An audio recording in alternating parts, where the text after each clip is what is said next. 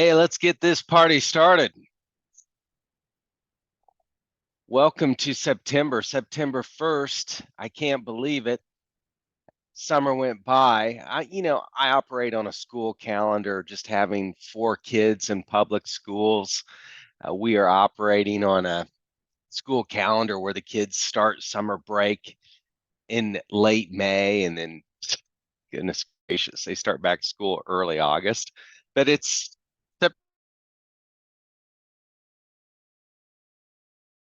excited about that. I'm really excited for this weekend. But as you can see, I've got the disclaimer popped up here.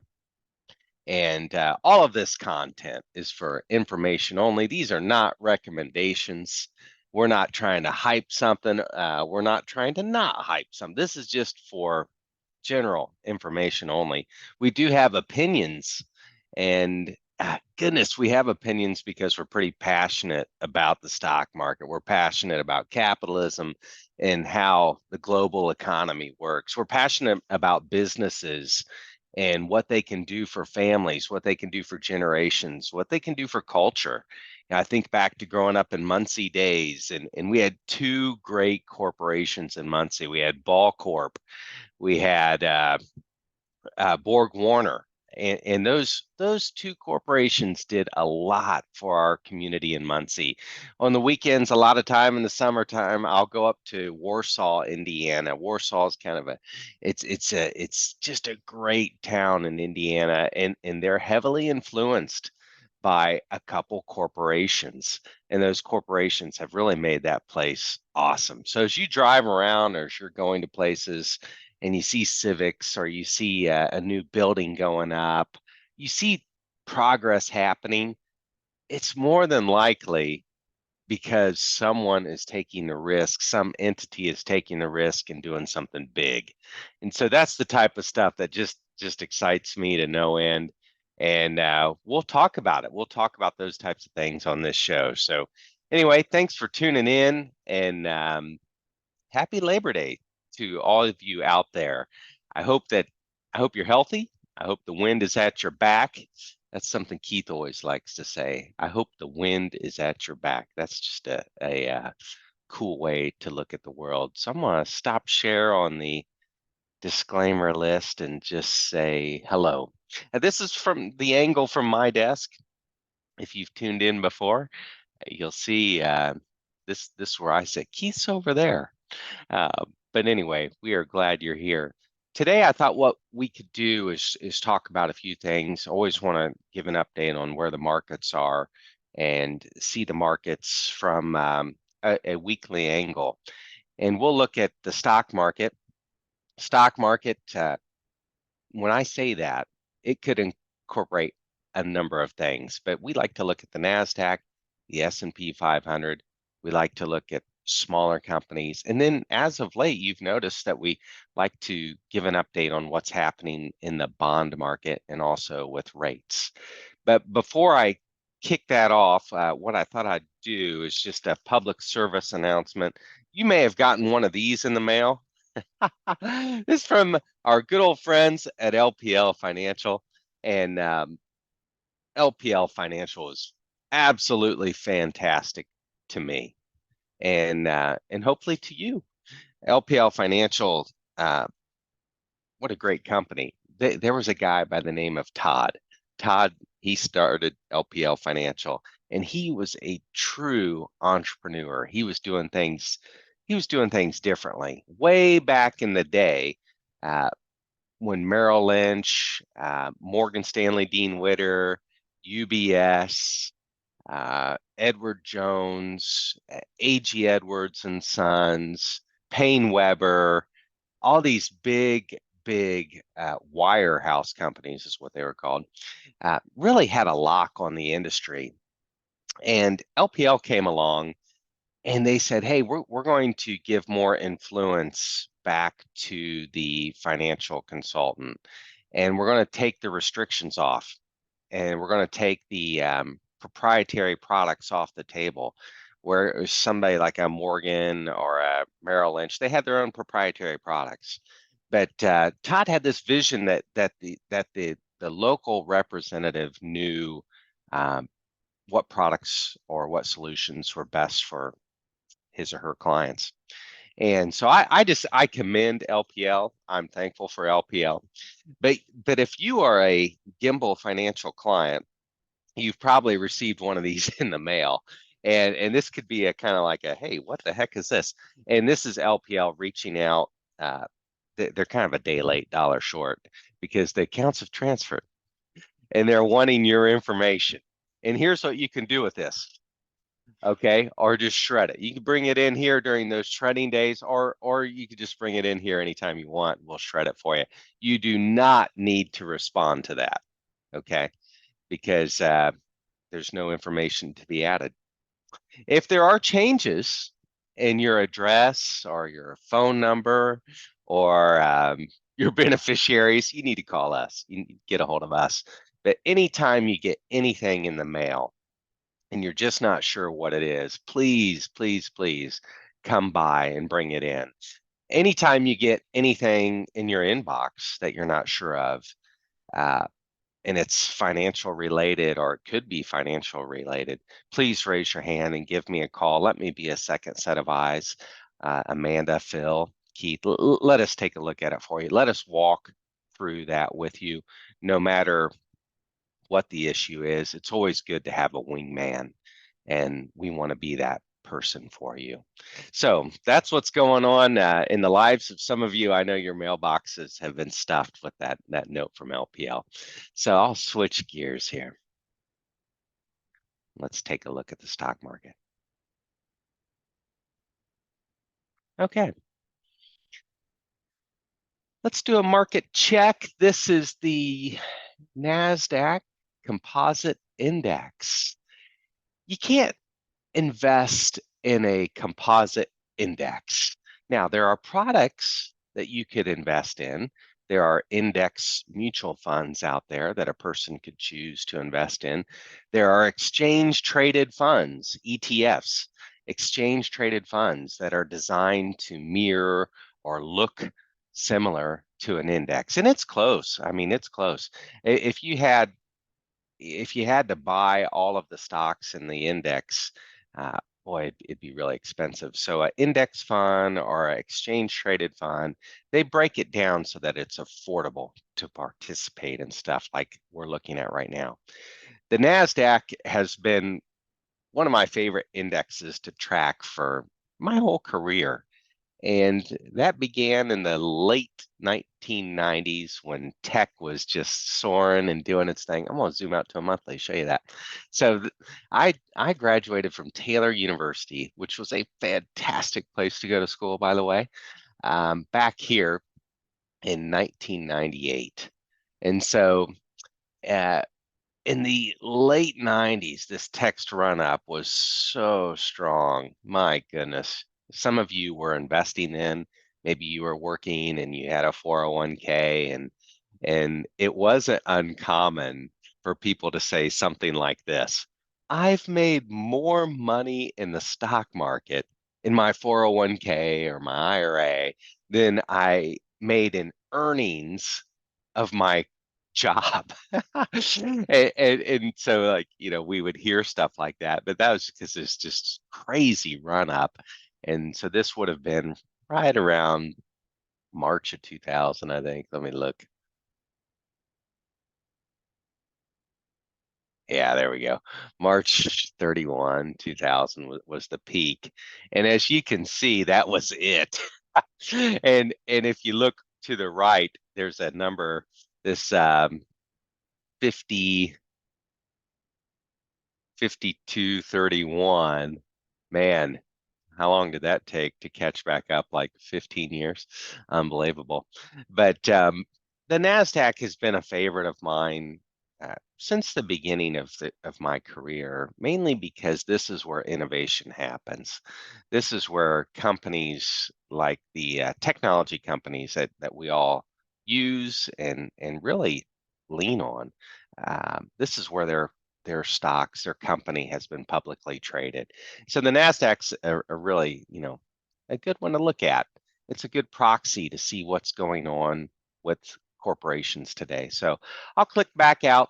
This is a weekly view, as you can see, a week ago, things weren't really looking that great. We were below the 50-day moving average, which is this red line right here. We had just dipped below it, and it really was it was pretty tough. We weren't sure if we were going to, head back down to the black line, the 200-day.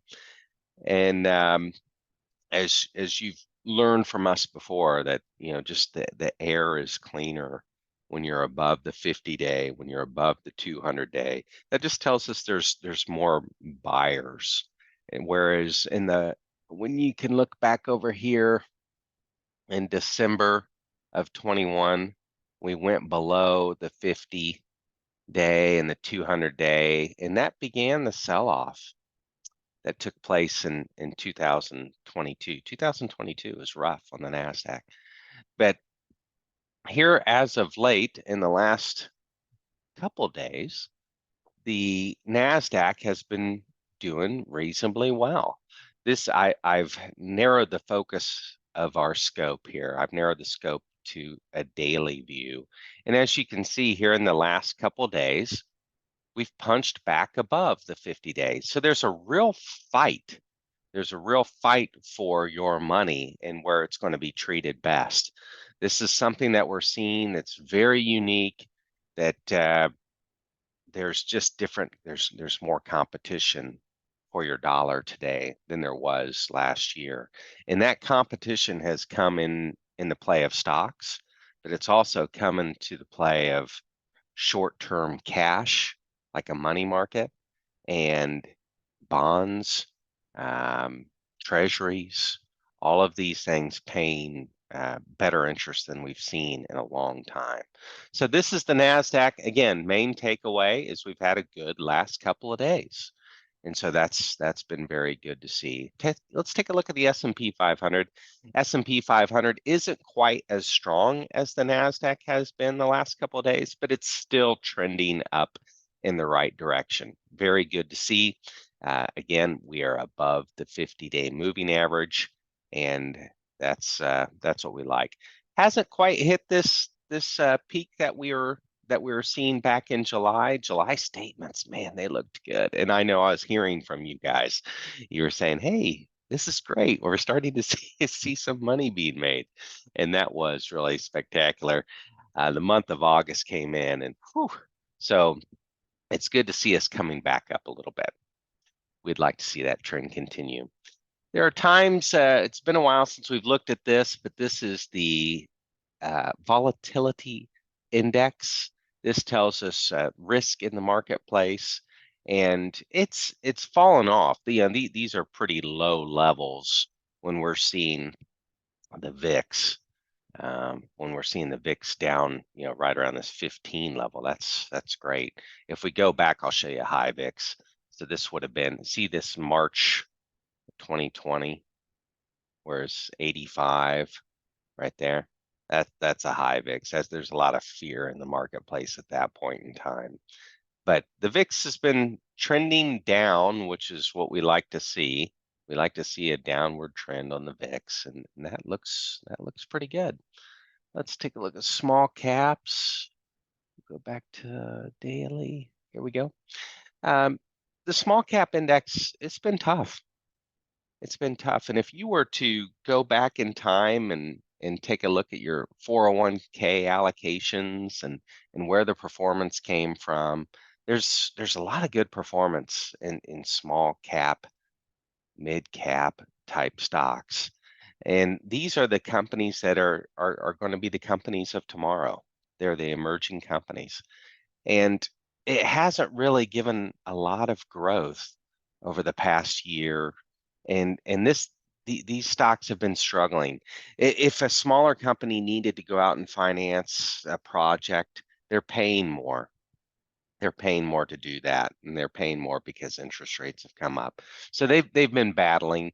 If we zoom out to a weekly, we'll see here they just haven't been doing a whole lot. But we're keeping our eye on them. And we'll take a look and see what interest rates are doing. Want to do that? Okay. let's start with the near term. Have you all heard the term inverted yield curve?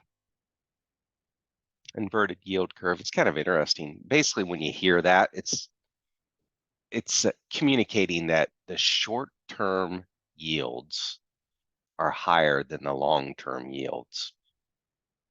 Typically, you'd want to be rewarded the longer you go out. So if you're going out like 10 years, you would hope to get more interest than you would if you had something shorter term, like a 1 year, because you're taking risk. You're tying your capital up. But right now, what we're seeing is the shorter term is paying more than the longer term. That's the inverted yield curve. And so this is a 13-week Treasury bill yield index. And when you see that, when you see this, these are yields. This is not tracking price. Okay. As yields go up, bond prices go down. So this is yields, and it's telling us that a 13-week Treasury bill is paying 5.28. That's this 52.80 price. So 5.28. It's pretty wild. Um, I was looking at money market rates. I got on to just, and you guys could Google this, like bankrate.com, you know, or if you just Google like money market rates, it might steer you to bankrate.com, and it'll show you where rates are paying across several different banks. And I noticed that the average, like SoFi was like 4.8. Yeah, I'm on another screen looking at it right now. BMO Harris was like 4.85. And so upper fours, and money markets at Fidelity are paying right at 5. And so this tells us that the short-term game is pretty good. Now, how long will that continue? I don't know. But every time the Fed comes out and raises interest rates, these short-term yields click up. And we're seeing that reflected in this chart right here of the 13-week Treasury bill. If we take a zoom out, let's just click out 5 years. Okay, this is a 5-year Treasury. It's looking at 4.2. Again, still pretty strong. If we go out 10 years, right at 4.2, 4.17 is what it says. And so again, the shorter term, like your money market, is paying above a 10-year note. And just for kicks, let's take a look at a 30-year. There we go. Yeah, 4.3. So we've come down a little bit in yields here recently. Let's see what that looked like on the short-term stuff. Yeah, not as much. I mean, just a tiny amount there. Yeah, not a big deal. So we're paying attention to interest rates, and there is a battle out there for your investment capital. And your money wants to go where it's treated best, where there's safety, where there's opportunity. And so we keep track of those things, and we're dissecting them. One of the things that we haven't done for a while is we haven't taken a look at the sectors of the S&P 500, and I thought we could do that today. Do you remember there's 11 sectors to the S&P 500? And those sectors, they change. They're like sleeves. And I'm going to go through, just for example purposes, I'm going to go through, I could use Vanguard or the spiders. I think I'm going to use the spiders. I'm going to use the spiders today. And again, these are not investment recommendations. Okay, these are not investment recommendations. This is to illustrate what's going on inside the marketplace today. So let's take a look at this. So this is the technology sector. I'm going to zoom out to a weekly view so that we can get a big picture of what's going on here. And so it's been interesting. Technology has come back, and we're seeing some strength inside technology right now. These would be like NASDAQ type stocks.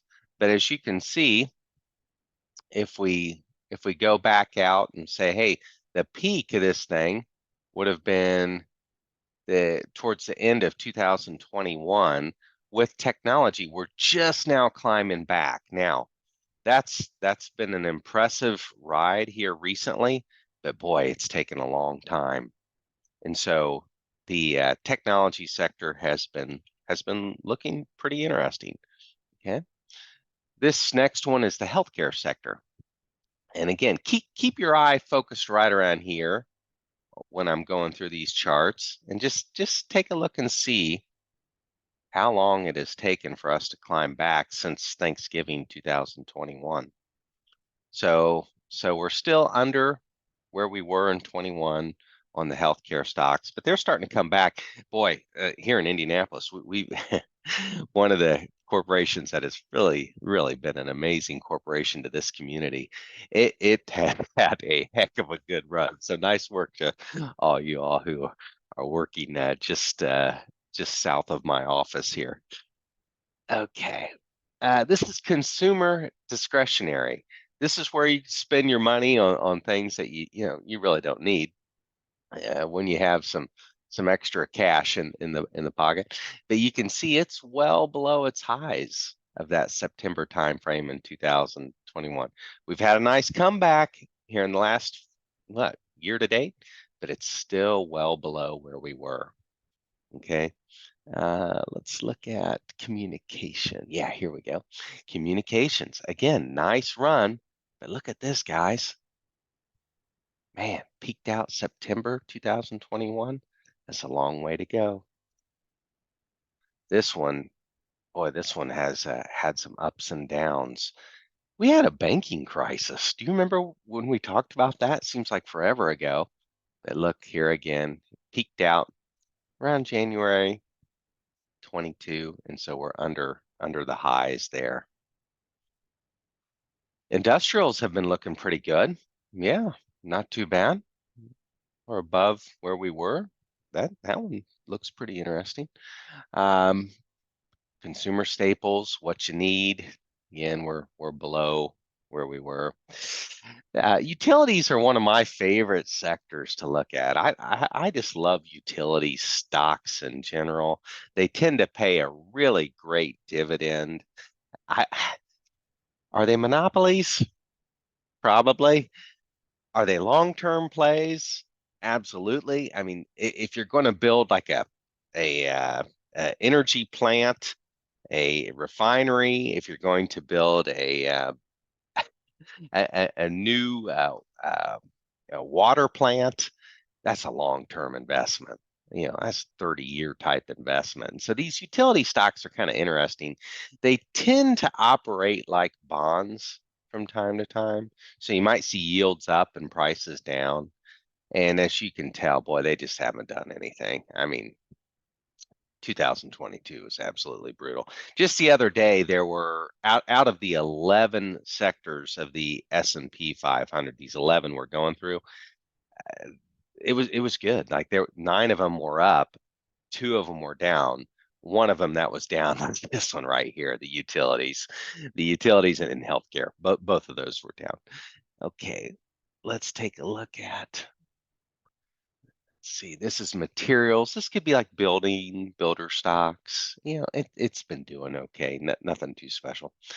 Retailers, I'm sorry, the real estate sleeve of the S&P 500 has been trending down.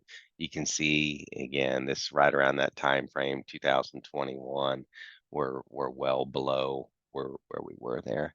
Then the last one, energy. Oops. Yeah, here we go. This is the energy sector, and it's captured by this ETF, by the spiders. And energy's been looking interesting here recently. So that's just a quick capture of what's going on within the S&P 500, within the 500 stocks that are available. They're broken up into 11 different styles of business. And overwhelmingly, technology has been the lion's share of the S&P 500. We've talked about stocks like Apple, Amazon, Netflix, Google. Those types of stocks have really captured the lion's share of the S&P 500. So it's important to know the risk inside those sleeves inside the sectors, and that's why we take a look at this for you. Is we want to say, hey, there's more risk here, or there's more opportunity. But again, the theme is your money wants to go where it's treated best. And since 2021, there's been a real battle for that because interest rates have been coming up and things like CDs or money markets have been looking pretty good. So anyway, that's it for us today. I'm really happy that you joined. And please tune in next week as we do this all again and see what happened after Labor Day. So be safe out there and get outside. Do something adventurous and courageous. I'm super grateful for you, and I'll talk to you guys next week. Bye-bye.